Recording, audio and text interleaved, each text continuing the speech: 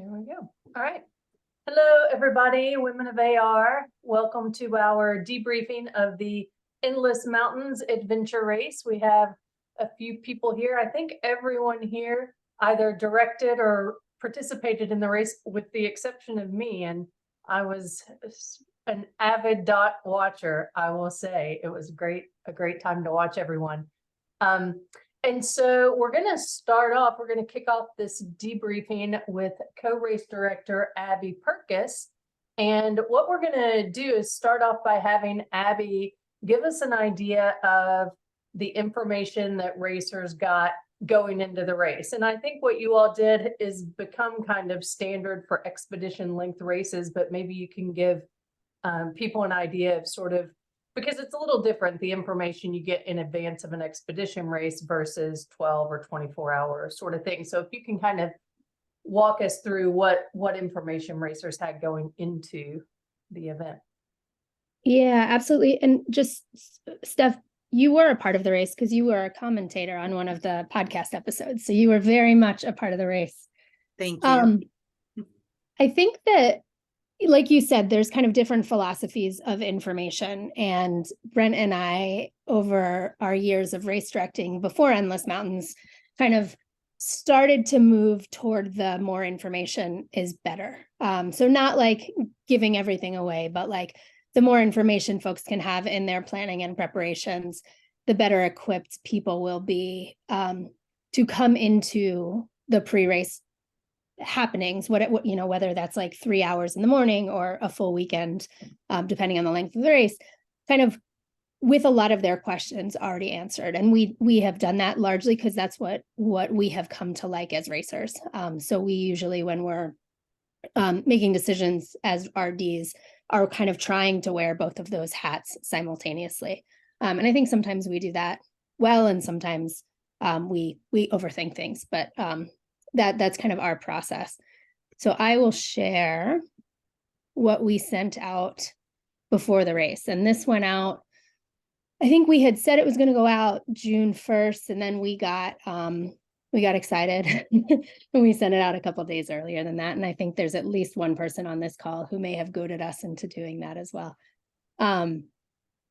So full props to Brent. Brent is the graphic designer of the two of us. And so I often do a lot of the information and a lot of the written stuff. So when we look at the race book in a little while, like I did a lot of the narrative parts of that, but he does all of this, the beautiful design work.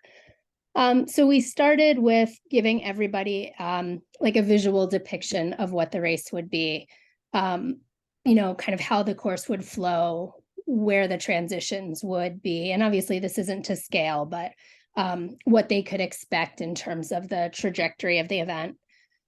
And then, as Brent likes to say, because we both teach, we know that some people's brains work in one way and other people's brains work in another way. So we put it here in kind of graphic written form in addition to graphic form. And then we gave information about the stage distances, the vertical, and I think something that is asked about and inquired about a lot, but something we don't all talk about is the course estimates, the time estimates.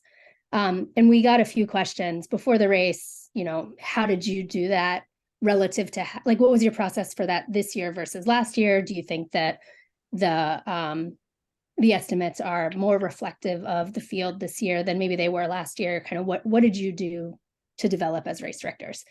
And we essentially did a really deep dive on last year's course.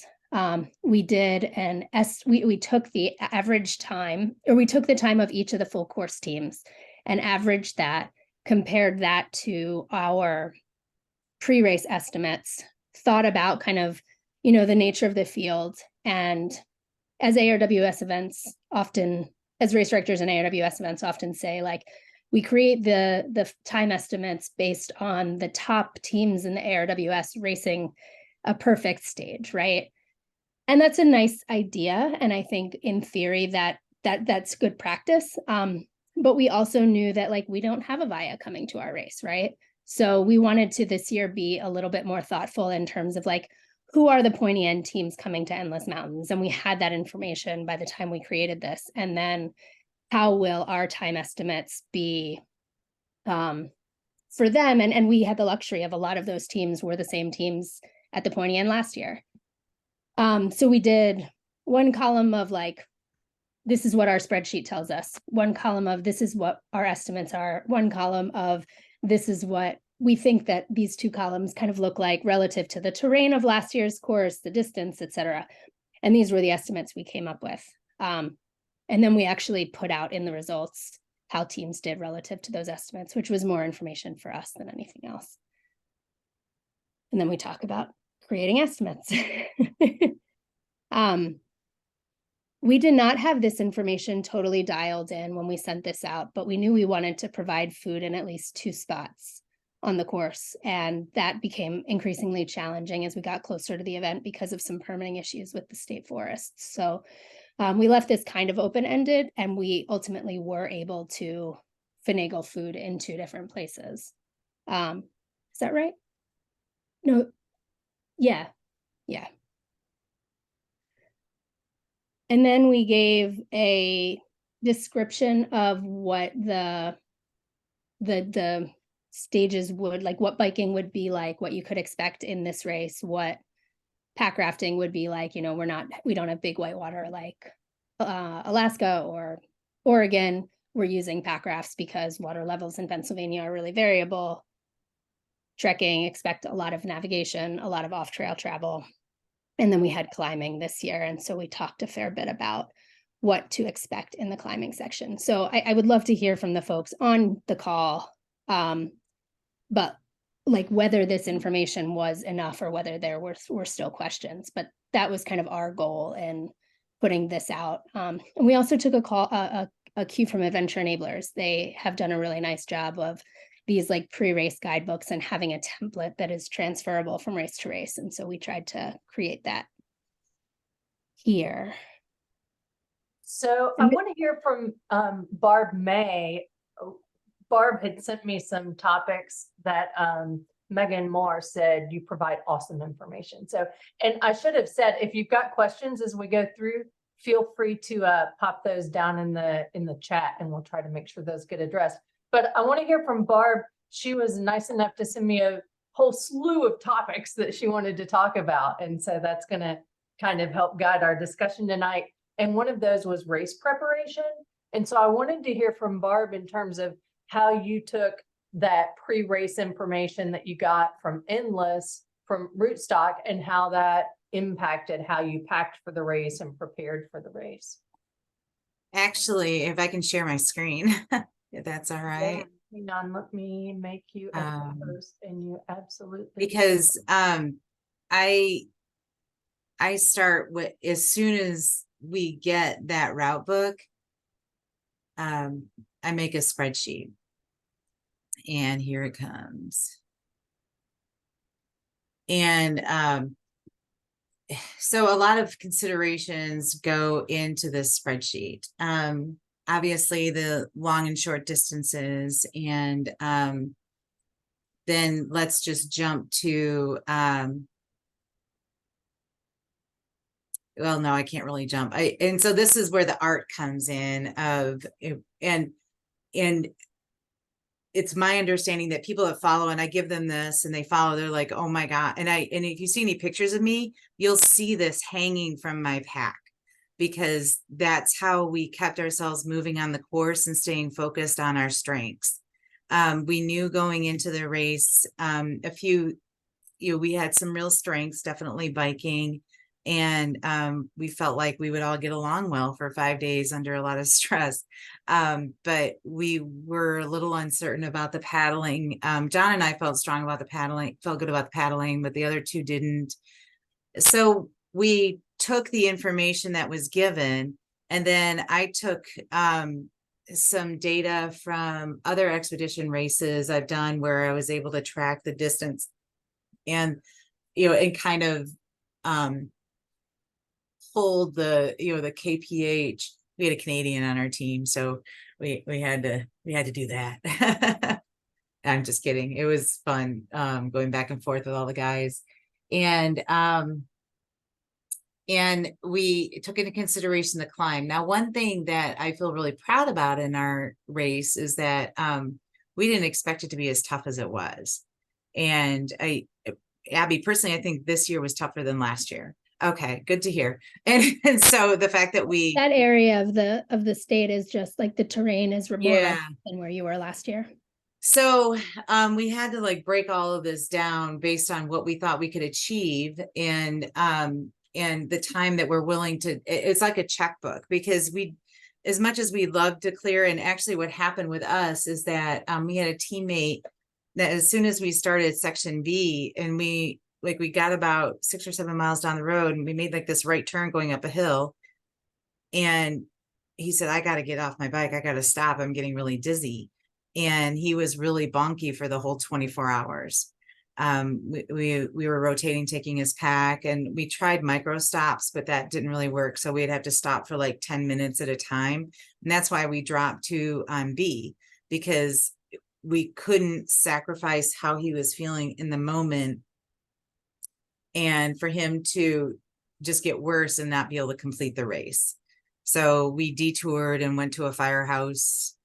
I was feeling really confident that would have a spigot to cool him down, get some water, and have some easier riding, so that we could finish out B, so we could get to our planned sleep. So what this did is that it helped us understand where we thought we might be at what time. And then we made some final notes. And then when we got the route book on Sunday, we filled in weather, and a few more details. And like when we found out F was up to 16 points, we're like, we have got to make sure we have plenty of time for F. And so that's how we just stayed on schedule. And we finished with about 2.5 hours on the clock. They were glad for that, because they didn't want to do any buzzer beating. So we took the information that was initially provided, and we put it in this spreadsheet, started coming up with some estimates, kind of thinking through where we were going to land where, so that we could start talking about sleep strategies, and start talking about our bins versus bike boxes. Because you can see here, we noted, what we were going to see where. So we would know where the bin was, where the bike box was going to be, the paddle bag. And, and if then we had micro notes in our stuff, like we put some stuff in our paddle bag to transfer over to the bike box, because we just needed to do that. And then, the bin felt like an oasis, because like it had a sleeping pad in it, and their sleeping bag. And then we just noted what was going to be there, and also calories for packing.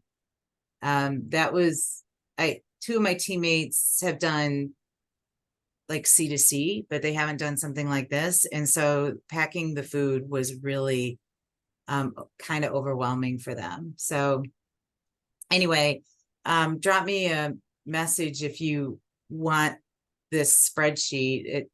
It has some embedded formulas that a friend of mine who's all about this kind of stuff helped me build. But so that's be prepared. Yeah. First question is, so how did you print this out after you got to the race and filled in the additional information on Sunday? Staples. So you took it to Staples before the race and printed it out? After the pre-race meeting, I was on my phone making some final adjustments, went to Staples, emailed it to Staples, and then they printed it out right away. And Abby wants to know, how many of those 20,000 calories did you go home with? Actually, maybe a couple thousand. Wow. So you Yeah. were pretty spot on. Not carrying. Yeah, I've been getting to the point where I've been eating all my food. It's, I underplanned for B, which really that mentally got to me that I messed that up. And so after we went to the hotel, we stopped at the mini mart, and I went in, and I already had a list in my head of what I wanted to get. And then of course I saw ham sandwiches and egg sandwiches, and then none of them had heard of a ham salad sandwich, and that turned into a whole discussion. And then I said, we gotta go. So, but yeah, so yeah, probably a couple thousand calories. I just was finishing unpacking over the weekend, and I noticed a couple of bags of combos and some M&Ms and some chocolate covered cherries. So I've got another question. And you talked about embedded formulas, and I'm guessing this may be some of those, but how do Mhm. you all estimate your time on paddle and bike and on foot? What's your standard speed estimate? Well, it depends on the race, the time of the race, the climb, and what we think we're going to be in. For example, being in a canoe, well, being on a pack raft on flat water versus being like in a canoe or a kayak on a fast moving river is very different. So hang on, my husband asked if he could have the leftovers. Sorry. Yes. The leftovers from the race or the No, leftovers? well, yeah, he always wants those. It's his favorite time of, I joke around that expedition race time is his favorite time of year because I buy too much and then I pack All it, the snacks. stick it in for him to have while I'm gone. But anyway, how did I so like for example, I'm gonna go back to screen sharing if I may. So how we did it, and this is another thing. This isn't just me. This is the team agreeing to every cell in this, so that it's not like, well, you, because I the first time I did this, someone came down saying it's your sheet, and I was like, it needs to be our sheet. So we had actually had a meeting where we walked through all of this together and made decisions, and so we were a little faster on this because I really thought, well, no, we were about right. We were about right now that I think about it, because when we looked at it and realized the KPH, and I didn't think it was going to be just a straight up paddle, knowing Brent and Abby. So I said, we can't just say we're getting into a pack raft and we're going to be paddling. I mean, that's going to be something. And there was a something. And, but we were, I think, close to that time.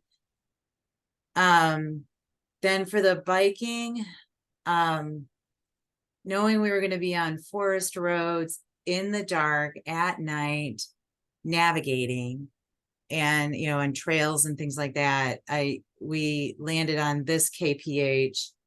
And then the trekking, we weren't sure. We defaulted just to the slowest that we thought we could go to, and it was a good thing that we did, because Cody was still recovering and we needed to take a few stops for him there. And again, we thought we were going to be in the dark, but we started out in the light. And then the trek and climb, actually, we were about right on that too, because we were uncertain of how it was going to work when there were going to be multiple teams there. And then we realized by sea is when we were going to start getting tired and slow down, and we didn't quite know what was going to be happening, because when there's these distances and then they have these long periods of time, I just kind of go, okay, there's something there that we're going to need to pay attention to. So but we wound up having to cut C short because we took longer than we had anticipated on all the aspects of B. And again, this is just going back to us, thinking through when we're at our slowest, what's happening, what's the time, what's our speed. So you all have just collected this information, the data on previous races to know that, okay, on this type of road, we can expect to go X miles per hour or kilometers per hour. And then you adjust based on what you know about the course. Yeah. Okay. Pretty much. Yeah. So Gretchen, sorry, I can't see everybody on. And I have one more, if I could share one more thing, if you don't mind. Sure. We have, and I'm going to use this in the future, built an agenda And for people who know me really well on this call, I'm guessing they're probably laughing pretty hard, Angel. Because she knows how I roll. Where we had we also had estimates, and then we had a planning sheet where we said mandatory gear, and then we did also, if you're going to be on this team, this is what you must bring in addition to the mandatory gear. And then we had our TA chart, which is what we were doing in every TA. And then I just keep a gear list. So there's that. And Barb, you're not sharing yet if you're thinking you are. oh, I'm sorry. Oh, goodness sakes. Thanks, Olga. I appreciate that. Yeah, sorry. I thought you were still looking for the. No, I got it here. So we had the mandatory gear list and what everybody had to bring. You're probably seeing this. There we go. And now we are. then we said, if you're going to be on this team, this is what you have to bring. Like everybody had a tow on their pack and on their bike. We made sure we had spare lights and tire patch, bacon. Everybody had a bike computer, you know, things like that, just to make sure that we all had everything we were supposed to have. Then I had to-do lists for every TA. And what we needed to have in each TA, which was really helpful to the teammates who hadn't done something of this length. And then I just have a standard expedition race packing list. So that changes every expedition race. And we had an agenda. So this was our final meeting. Oh, wait, no. Oh boy, where did that meeting go? I'm sorry, I should have had this ready.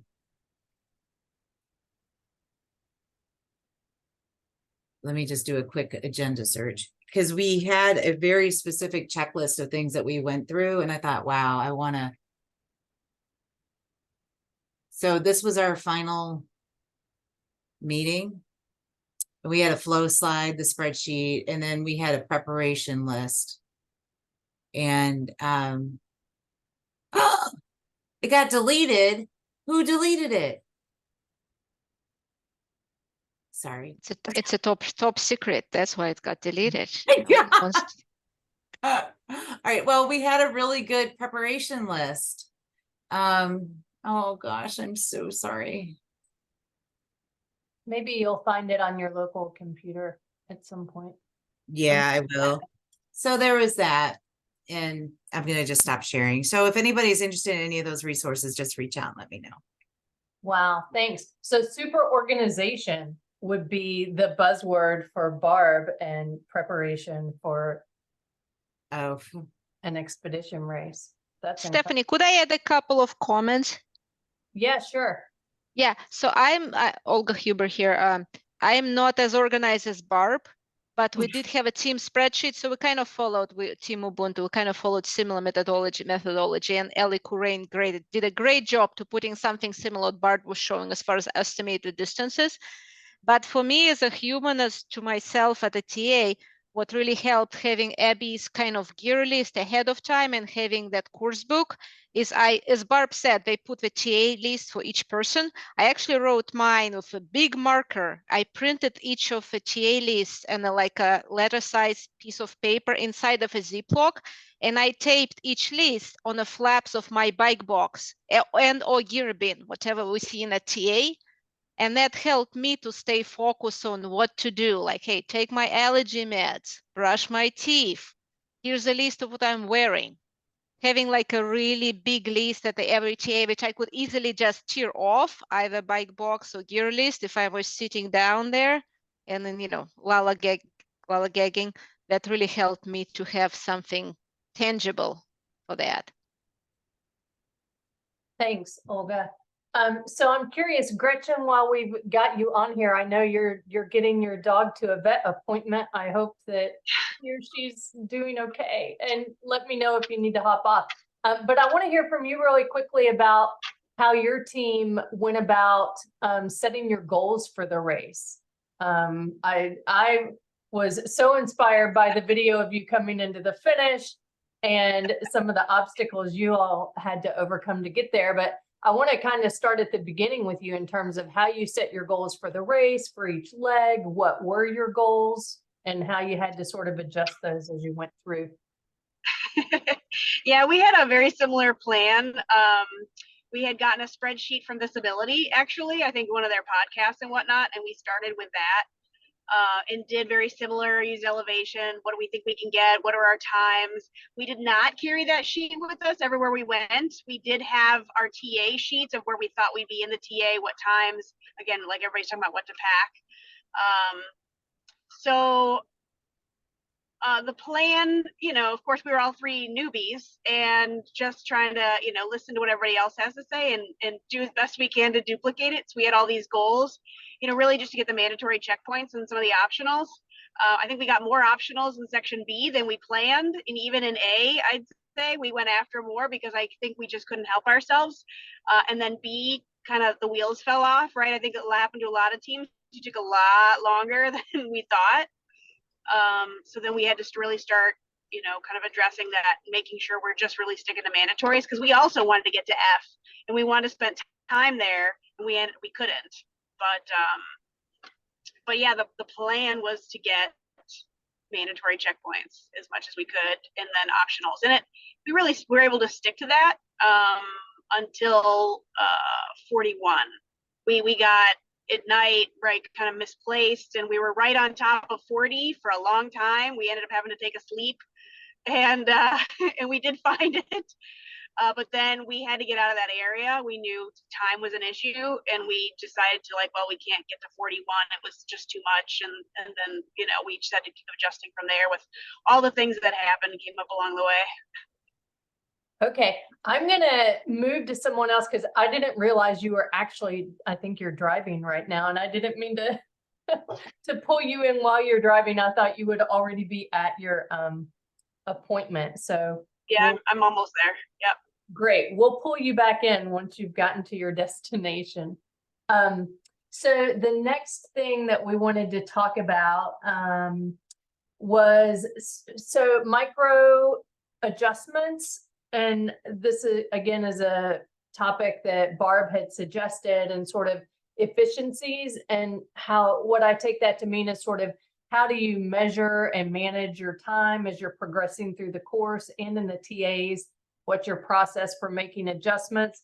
And so what I wanted to know was from Barb, if there are particular triggers that you sort of establish in advance that prompt you to make course corrections, or if that's something that's more reactive. I mean, obviously you have to, react to things that happen, but do you set, I know we all set sort of, turnaround times and, if we're here by this hour or whatever, but I wonder if there are other things that you look at besides the time element that would be triggers for you to sort of rethink your strategy. I mean, I think a lot of it just gets down to how we think we're doing. Another thing that we did is that we ran on one of the bikes, we ran 2 bike computers so that we could get on section B, we ran 2 bike computers so that we would know how far we really went and what our actual speed was. And then we agreed to drop that speed by about 15% in later stages, guessing that the terrain wasn't going to be that much different. And that was really helpful to us because we were pleasantly surprised that even though we stopped a lot, we didn't do it as badly as we had thought we were going to. And I mean, and I wouldn't change what we did for the team, because our team ethos going in was take care of each other always and leave TAs comfortable. Now, in defense of, I get it that some people are like, well, wait a minute, you got to get through TAs fast and this and that. And I'm like, comfort is all relative. I mean, some teams can run in, grab stuff and run out and they're comfortable. And people who are newer to doing this type of length, that's not as potentially comfortable. So I left it to being pretty relative and always helping each other. But so really it was carrying that stupid spreadsheet, and it was amazing how often we referred to it so that we could understand where we were in the course, how much we had left, how we were doing, what we needed to do to get through what our plans were, and then some. And it's interesting that you grab that question in that way, because the other piece of it is that I'm curious.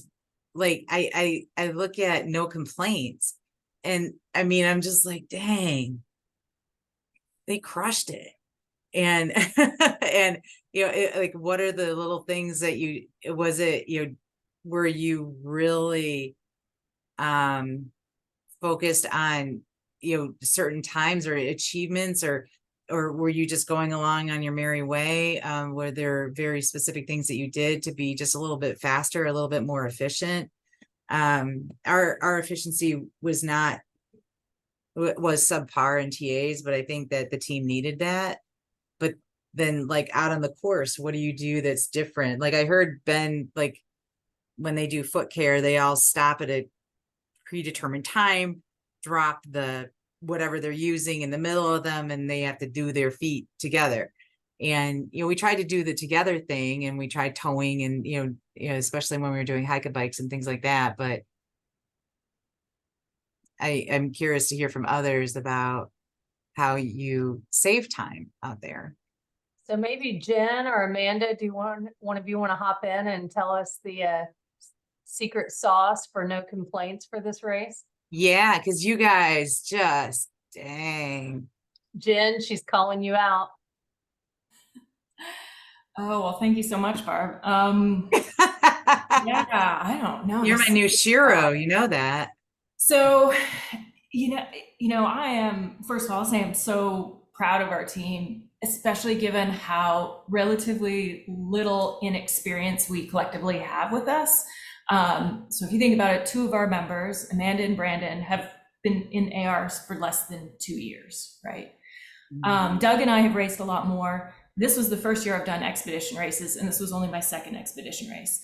So I think we were still learning a lot. And so you were talking about micro adjustments. I feel like our whole race, we had never raced as a foursome together. And so our whole race was from the beginning, like trying to figure out how to do this together as a new team together.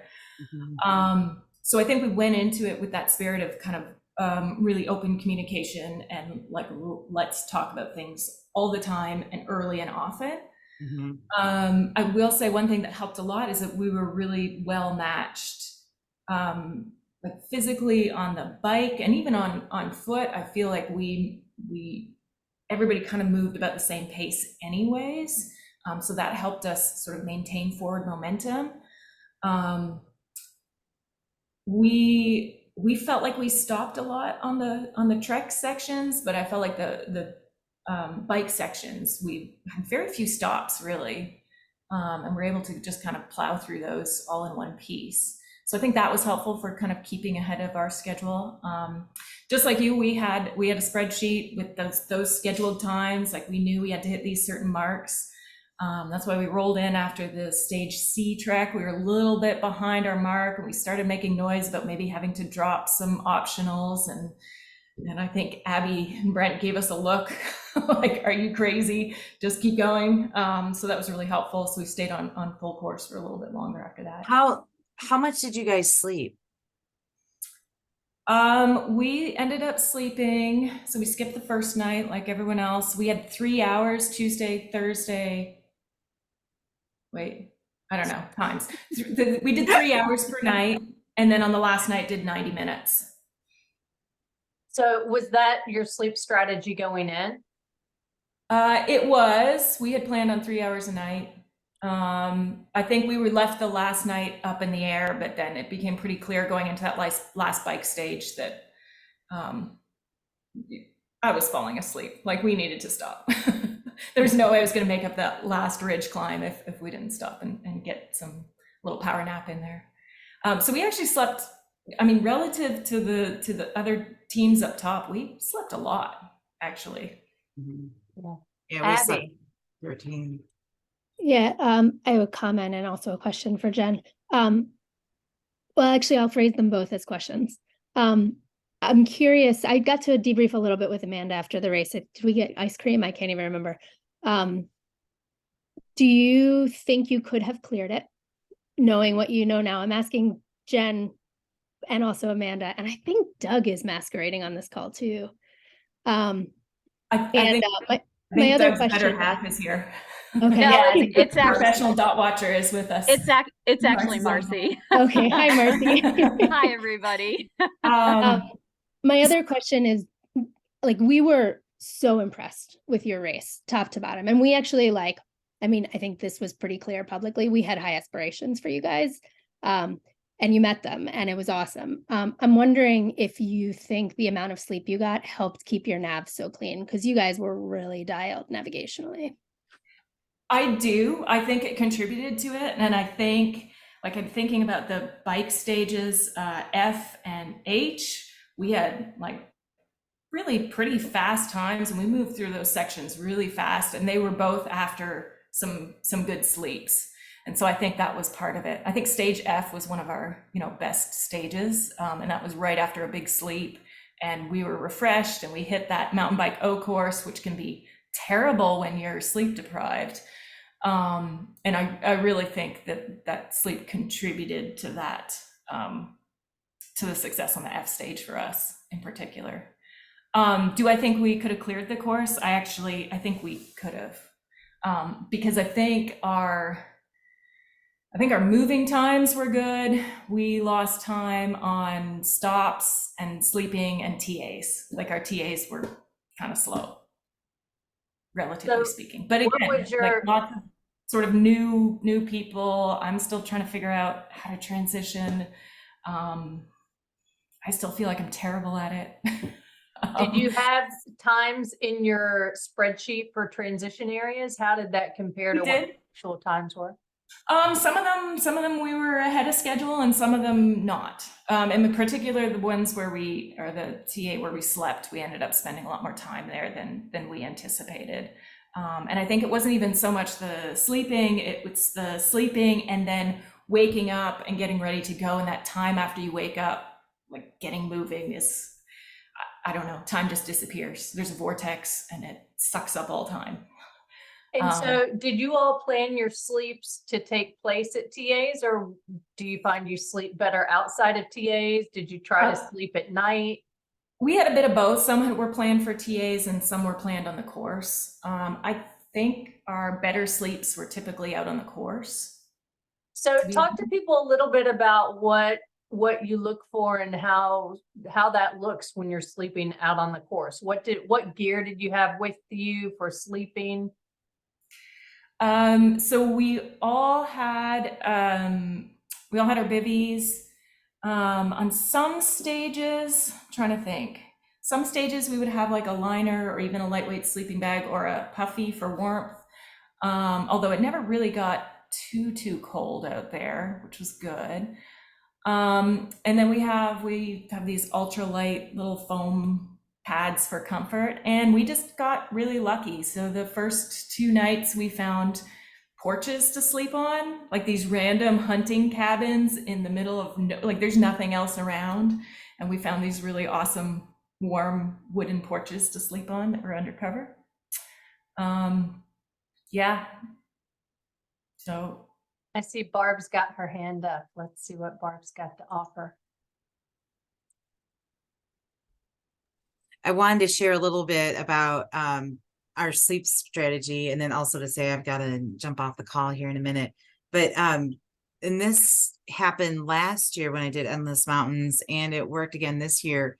We tried to bed down by about 10 o'clock at night, and with that being because it was still warm, but it was cool enough to sleep. And then we had a couple of benefits as a result of it. We'd be waking up shake off the cobwebs, let's be honest, 1:30 and like actually getting to moving. Like at one point I had to like stomp my feet to wake myself up.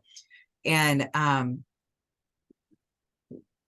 so we had the benefit of the freshness of that, and then the reflective checkpoints that we could see in the woods a little bit better. And then when the sun came up again, we were refreshed again. So it was like this next bump. Now it did make, 7, 8, 9 o'clock a little tough, but it was still daylight, and we were able to, take that into consideration. And we probably slept 12 or 13 hours, and had some pretty slow TAs, but it's what the team needed to get to the finish line. So I've got a question for you, but before you go, because one of the okay. other things you wanted to talk about was conflict resolution. And it occurred to me that Oh. one of the times that teams really, you see conflict out on a course, Mhm. well, two times in particular. Number one, when one person or two people, some teammates need sleep and the others aren't ready to sleep. And Oh. also in transition areas, when some teammates are taking a little longer and other teammates are ready to go. Those are two areas that I see a lot of potential for conflict. So I wonder if that was an experience with your team, or if not, what other areas you find are sort of triggers for conflict and how you deal with those. Well, I've been on teams that had that kind of conflict, and I don't mean to sound strident, I really don't. But when it comes to some people needing to sleep and others saying that they can't, let's try 20 minutes and then just see where it goes. And I set the timer on the watch and just see what happens. I've been one of the people that I just knew I couldn't sleep, but if they're telling me they need to sleep and they're wanting to get to the next point as badly as I am, they must really need it. And that's why some agreements on the spreadsheet, and we talked a little bit about that kind of conflict. And I said, how would you all feel if one of us said, can you make it another hour? Or what can I do to help you? Or do you need some caffeine or something like that? And then in TA, again, and in advance, we talked about that. They said, if somebody is seeming slow, then and you're ready, you need to help them. Because that's our team ethos, is that we're always helping each other. And that's for something for the debrief. And if that's just something you don't want in a teammate, then, then you can choose differently next time. But when you're on the course, I feel like it's important to help one another. One thing that happened on our team is that we all hit a really low point on the paddle, and coming off the paddle just pretty dazed, and the mood felt really, really heavy. And we were on the last section, and we had kind of gotten through that rocky area, got up to the top, and we were kind of on top of that hill mountain. And we were with two other teams, and then a teammate said, hey, we need to just get heads together. And that was kind of our code for like, just stop, and we got to immediately come together or something's up. And someone said, it just feels really heavy. We've been having so much fun and things have been going so well, and all of a sudden things just feel really heavy. And a couple of people shared, what they were feeling, and others acknowledged, and then we moved on. And that was it. And that was remarkable to me. I mean, here we are, middle of the night, fifth day, really exhausted. And we were able to stop and acknowledge that things were heavy. People shared what was on their minds, and then just moved on. So I think it's a really good point that part of how you deal with conflict is by anticipating it and sort of, pre-resolving some of the conflicts that can come up, and having buy-in from every team member on that spreadsheet, and how long you're going to spend in TAs, for instance, or how long you're going to sleep. If everyone's bought into that, then I'm sure that helps head off conflict later, because all you're doing is asking for, everyone to sort of do what we all agreed we wanted to do. Abby, were you going to say something? Yeah, I'm working really hard to like keep my RD hat on and not jump in as a racer. But as an RD, I want to like we are so lucky to have like the smartest field of racers in the world. Like I was just complimenting No Complaints, and I meant that genuinely. But like every single team at the race, every single team that is represented on this call and elsewhere, like everyone made good decisions, right? Like they knew how to navigate the course successfully and get to the finish line in a way that worked for them. And like the teams that didn't make it to the finish line didn't because of circumstances beyond their control, but like the teams, like it's just like, it's such a gift that Brent and I feel when we direct a race, and like we can watch these teams that like are at all levels of ability and fitness and experience, like be really smart in navigating like really challenging decisions, like relentlessly, right? Like minute by minute. So I just want to Barb, I wanted to say this before you got off, like kudos to every single team that was out there and every single person on the call who was at the race. And that's going to take us back to Gretchen. I see that you are at your destination, and I wonder if you'll jump in and tell us about the issues you had with your bike and with your shoes and sort of how you dealt with those and kept moving forward. Yeah. So it was definitely, and I just want to take a moment to say I'm laughing to myself because Barb's saying they slept like 12, 13 hours. What we sacrificed was definitely sleep along the way. We, I think I got total 7 hours over the 5 days. I had a hard time sleeping when it got cold, we were by water and things like that. And I did have to have like an emergency sleep. They gave me like 30 minutes and we had a 10-minute nap on the boat on one of the last boat leg. And so I'll have to say, so my bike, so in, what is that? TA6, maybe, where we pick up our bikes. We were off the big foot trek. We pick up our bikes. We decided we couldn't go to F. So we went straight. So it was like 6 miles maybe to get to the paddle TA. And my bike was doing something funny and with my pedal, and we stopped, couldn't see what happened, and then went a little bit further, and then my pedal, it stripped. So my crank arm inside was stripped from my pedal. So I basically had one pedal. So I one-legged pedaled, I don't even know, a couple miles.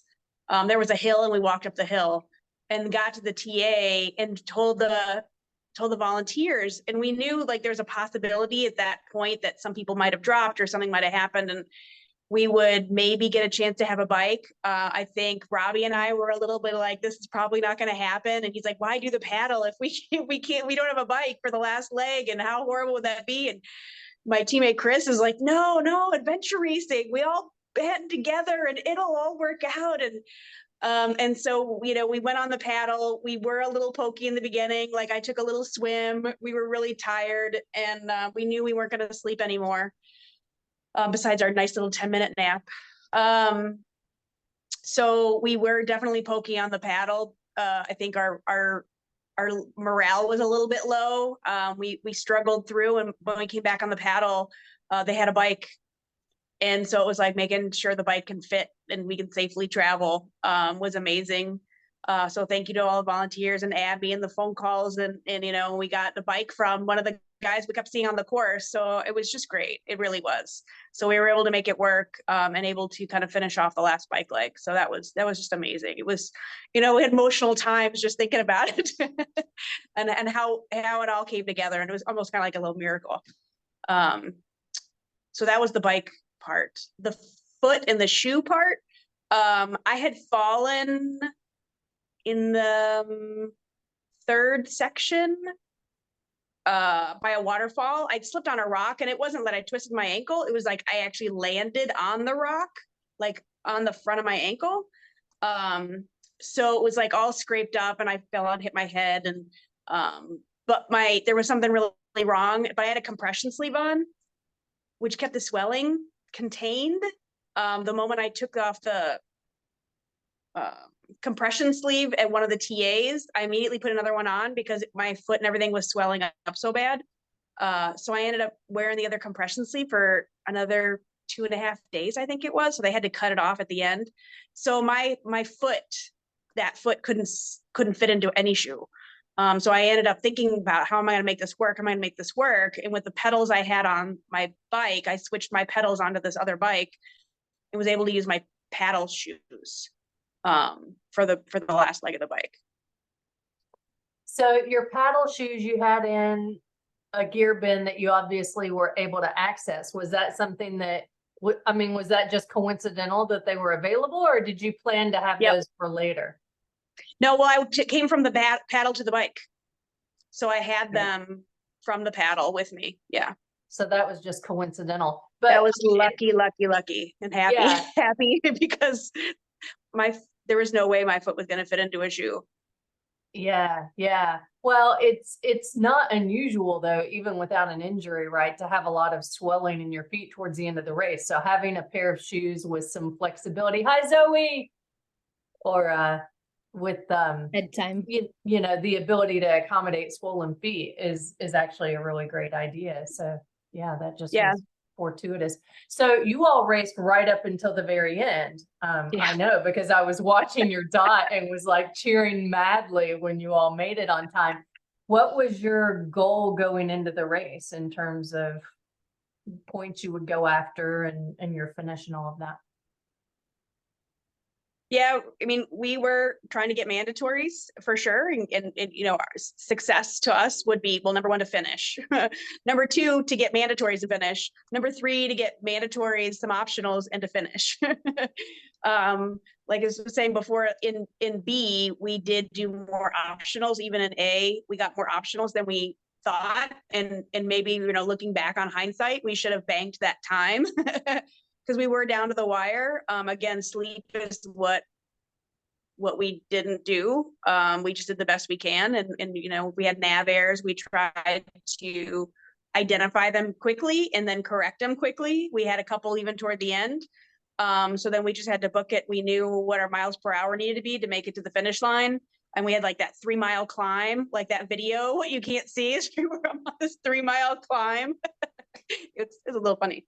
But yeah, and you know, we knew we would make it. Like we had pretty good confidence. Biking was our strong suit for sure for the team. So what was your sleep strategy going in? Because 7 hours over 5 days, I would have expected you to have gotten that in the first 2 nights. Like at what point did you say, okay, we're basically just not going to sleep for 5 days? Our sleep strategy was we were gonna wait the first 36 and then sleep 3. And then after that, every 24, we'd sleep 3. So we were thinking like really 9 hours, maybe, you know, and then we figured maybe a couple emergency sleeps might be needed in there. We just didn't know. But, you know, we were trying to be really conservative with most things, except for, I think, our sleep going into it. We ended up not sleeping until 40 some hours because we thought we estimated B was like all of B was going to take 17 hours and it took 29. So our plan really went out the door at that point. And with the rain and the weather and whatnot, my team was great. They're amazing because I was in a really bad place. I needed to be dry. I told them I needed to be dry. I need food because I did have some food issues in the first section or the first all of B. And then I needed to get sleep, right? So they gave me 4 hours of sleep, which I totally crashed. And the rest of it, I think the second sleep we did, I think the team got maybe 3 and I just didn't sleep so much. So maybe I think I got like an hour and a half there. And then third sleep, we were given, Robbie was our sleep Nazi, like an hour and a half. I had asked for 2 and he gave an hour and a half. And I don't know if I slept any of it because I was really angry when he woke me up or wake me up. He said, time to get up. We got to go. And I'm like, I didn't sleep. What do you mean it's time to go? That can't be. It was very upsetting, but you get over it. Do what you got to do. So we knew at that point when we were going to sleep again, really. Yeah. Well, I mean, amazing job. Good for you. It would have been so easy towards the end of that race to let even a small excuse like, you know, stop your race, but to have a couple of pretty big things happen and you still overcame them. Good for you. Go ahead, Abby. No, I was just giving a. Oh yeah. Oh, a high five. Okay. I took it as a hand raise. So, Amanda, hop in. I just wanted to go back to what Abby was saying about being proud of the racers for being able to find a way to make it across the finish line. And like we just heard a story of like they really found a way to make it across the finish line. But like kudos to you and Brent for creating a course that challenges the likes of bend racing, but also allows everybody to get across the finish line if they really want to. So great job. It was incredible how well grouped racers were in the last few legs of this race. I mean, at one point I was looking at the tracker and going, you would expect at this point to see dots, you know, the length of the state of Pennsylvania with the disparity you've got between first and last. And so it really was very masterful the way, and yeah, there was clearly a lot of thought and vetting and planning that went into the course to enable every team to be able to finish the race they were running. So yeah, thanks for putting that out there, Amanda. One more thing I want to talk about before we wrap up, because it's so important for an expedition length race. We've talked about sleep strategy, is hygiene. And I think Megan mentioned this, that she ended up being on her period during the race. And that's like your biggest nightmare, right? Is your period hits right before the race starts. And so I wonder if someone wants to jump in and talk about how you manage hygiene generally. And if you want to talk about feminine specific hygiene in particular, that would be awesome. Anybody? I can speak to that. I would say I laugh a little bit about hygiene because we didn't have much hygiene. we didn't make time in TAs. We were really trying to get in and out. So like where I had wipes in my bin, I never really even used them. But from the female, you know, having your period and stuff like that, I actually thought I was supposed to. So I was trying to have, you know, so I did one of the cups, seeing if that would be helpful. I had backup plans just to see how it was going to work. I don't know how my body decided it wasn't gonna do it. It waited until the day after the race, thank goodness. But I know I was freaked out a little bit about how I was going to manage it the easiest way possible. And so I think, you know, cups are supposed to be great, but I don't have a ton of experience with them. But that was going to be my game plan. Yeah, I've heard some other racers really promote using cups too. I tried and it was not a successful experiment for me, so I gave it up. And then I hit menopause, so at least as of like 6 months ago, I don't have to worry about it anymore, but I'm waiting for that random, you know, oh, surprise. But yeah, menopause is terrible. Anybody else want to talk about hygiene, like what you used it, like clean teeth, right? After if I could add it real quick, Stephanie.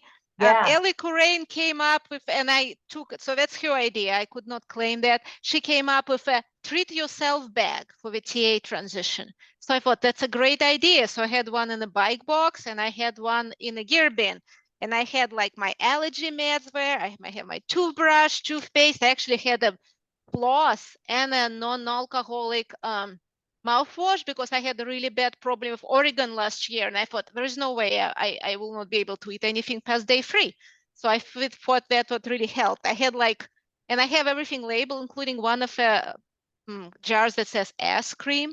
I think we all know what that is for, and all kind of things.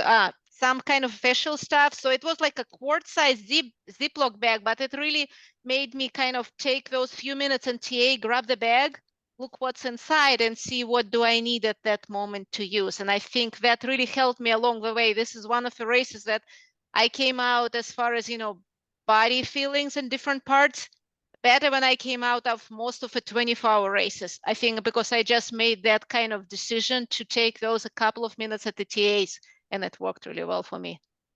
Yeah, good for you. I always, just for shorter races, I have a little quart size or sandwich size Ziploc bag. I get the little things of Kleenexes, like tissues that you would put in your purse, you know, the little portable travel tissues. I have a couple of the little flat packets of wet wipes. And when I had a period, I would have a tampon and then a couple of the other little snack size bags that I could put the waste in. So then I could just sort of roll it all up and throw it down in there. So having that second Ziploc bag is really helpful for the waste. One thing that I do as a racer, not as an RD, is transitions are frantic enough that I don't always remember to brush my teeth, but I put a little wisp toothbrush, like one of those throwaway ones, in every single one of my food bags. So every time I transition from one stage to another, I have another one and I use it. And that has really helped in terms of like keeping my mouth from getting as sore as it used to. I wonder, and I've only done like 3 days is the longest race that I've done. So I've wondered if you go into much longer expedition length races, what do you do if you've got, like, I have to take a hormone pill every night. I have to wear my little trays for my teeth every night. Like, you know, what people who have contacts, things like that, like, how do you deal with that in a race that lasts a week? I can say from a contact perspective, I did wear my contacts the first 2 days and switched to glasses. And ended up wearing my glasses the rest of the time, though I wanted to switch back to my contacts toward the end, but we just didn't make time in TAs. We just tried to do it really quick. You guys had some of the fastest TAs on the course. Brent and I were tabulating that with the results. We're like, look at Blue Tell Bolt, Robbie that's that. so cool. He was on top of us about that. That was awesome. I don't use the contacts, but my eyes got really dry because I have allergies. So I just put the kind of medicated eye drops in one of Mel's treat yourself bags, and I put them in my eyes, and most of the transition that really helped with my eyes too. As well as if I have allergy meds, but I also added for each TA specifically which one when I take at which TA to make sure I remember to take them. Yeah. Jen posted that she uses homemade wipes with paper towels soaked in Dr. Bronner's Castile soap and baby oil. They're cleansing and lubricating and biodegradable. That's a terrific idea. Any other home remedies for personal hygiene that anybody wants to share? I'm gonna out Mike Garrison. He makes it's gonna kill me. He makes poop bags. Where he'll store like a certain amount of toilet paper and a certain amount like butt cream and like all the things he needs when he is ready to use the bathroom. And he has, you know, a few of them in his bag at any given time. And then that bag, as you said, Steph, becomes like the throwaway of all of the materials that are in it. And like he makes that a priority to take care of hygiene and comfort in that particular way. And has said that it pays dividends in terms of comfort later in the race. I just don't poop for days. When I leave home, I can't poop. So if I don't know what I would do for a 5-day or a 7-day expedition race, I would be like so bloated by the end of it. I'd have to come up with something. Okay, so anybody else who raced or dot watched have something to offer, questions to ask? We'll start to wrap it up, but I want to give folks a couple minutes to chime in. I have a question for, I don't know, for people experienced with expedition racing. Something we dealt with this particular race is when we had a kind of a break. We have one of the teammates had no brakes towards the end, right? So as much as, you know, you could not really repair the brakes, but I'm trying to figure out what is your solution. And I was actually checking with, talking to Team Bones after finish. I said, oh, we had one teammate who had no brakes. So it sounds like it happens a lot. So when that happens to your teammate, either no brakes, or maybe you have a teammate who says, you know what, there's no way I'm going to go downhill fast. I'm going to slow down. How do you handle that situation as a team? Do you all kind of slow down together, or trying to figure out what are the options? Because I'm not sure we handled that the best way we could have during that race. I don't know. Anybody? A tow rope in reverse? I don't know. I think if I had like absolutely no brakes for a downhill, I'd just have to shoulder my bike and run it down, right? And roll it down. As what did you all do, Olga? But that's the case. Like, do we all should? Does it make sense for everybody to stay with a teammate, or kind of like, you know, how is as far as the teamwork, or does it make sense to wait for them or take turns? This is where I think we kind of we're in uncharted territory And I'm trying to kind of to make the things for a future to figure out the first, and I guess it could be potentially different bike failures, right? How do you handle it? Do you just want kind of stay together? Yeah, well, I guess my response as a race director is always going to be, yeah, you all need to stay together. And I mean, what good's it going to do the other teammates to go ahead anyway? You've got to wait for your last teammate. You're talking about you're all four going to continue racing, right? You're not talking about. Yeah. I mean, I guess, and as a racer and the one who often is lagging behind my teammate, Sarah, you know, I'll say this, there's nothing that slows me down more than Sarah's out of sight and I'm back here struggling up a hill or whatever, you know, beyond mechanicals. If I'm just lagging behind, I'm going to work so much harder and go so much faster if Sarah's within eyesight of me, right? As soon But as let's she gets say out of eyesight, you I slow downhill, down. you're going downhill on your bike and you can just use the momentum. Would you still hold your brakes? So we're off the situation where you've got no brakes. Is that what you're saying? Yeah. No. So one of your teammates have no brakes. So do you all stay with them and hold your brakes while going downhill, or you just wait for them down there? What kind of things like this, I guess, what I'm trying to figure out. Yeah, I mean, I guess it depends on how far it is. If it's, you know, a relatively short distance and they're within sight, then I wouldn't care if my teammate, you know, went on to the bottom and waited for me while I was running down. You know, if it's a pretty extended, you know, you're talking about getting down a mountain, then I think I would want my teammates to stay with me. I would probably stay with my teammate just from a morale perspective. On the other hand, if my teammates are all in bike shoes and their feet are killing them and it's going to be hard, you know, it's going to make it a lot harder for them to, you know, to be on their feet for that long, then, you know, maybe that's a trade-off that you'd have to talk about and think about. But I don't know. What do other people think about that?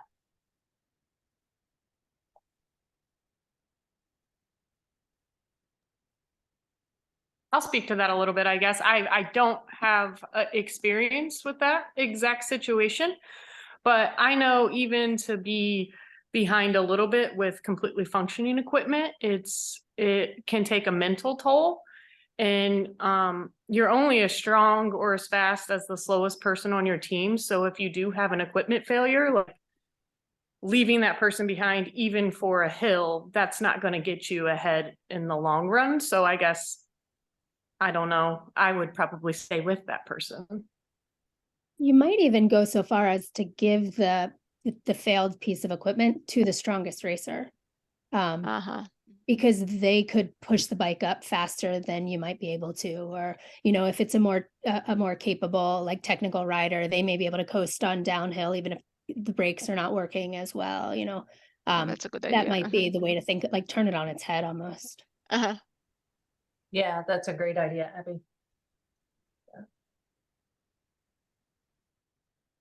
All right. Anybody else? Any other thoughts, observations, questions? So when I is did the just next text Endless Garrison that Mountains? I did just text Garrison that I gave away his poop bag secret. So y'all can feel free to mention it to him. So when is the next Endless Mountains, Abby? Tentatively scheduled for the week of June 23rd, 2025. June 23rd, 2025. Mark your calendars. And then I'm Location just looking TBA. really quickly. Oh, you know, the toothpaste tabs like Unpaste. I wonder if those are the same things that Tiffany Hutchins has. We went on a bike packing trip a week and a half ago, and maybe they're the same things. They look like little white pills, but they're toothpaste. You chew them up, and then they really foamed up so nicely. They're just tiny little things. They look just like a little, you know, Bear aspirin or something. And you chew them and they foam up, and they're toothpaste, and they were really good. I really liked those. Do you brush still, or they take the place of the brush? Yeah, no, you still brush. They take the place of toothpaste. Yeah. Got it. So I got like a super mini toothbrush, and it just stays with me all the time. And whenever I feel the need to brush my teeth, super easy. Cool. Those are great for airline travel too. The toothpaste tabs. What, did you put the brand there? They're called Unpaste. Is that the brand or that's just like what they call them? Or- That's one brand. I think there's a couple out there, but Good deal. All right, well, let's wrap this up. Thanks so much, everybody, for all your contributions and for all of your amazing racing. I'll speak on behalf of Marcy. She's Doug Ritzert's wife from No Complaints, and I know she's like the most avid dot watcher out there. She and I'll be talking about your all's progress while she's cheering you all on. Mhm. So it's great to see you, Marcy. Yeah, so thanks to Abby and Brent and all the Rootstock crew for putting on a great race. And thanks to all of you for giving us a great show. All right, I am going to